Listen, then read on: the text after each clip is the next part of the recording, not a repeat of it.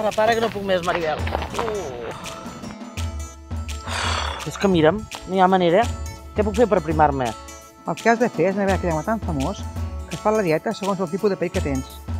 Segur que et funciona.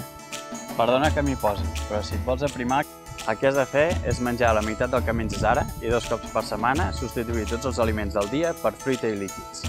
Això segur que funciona. Escolta'm, no facis cas.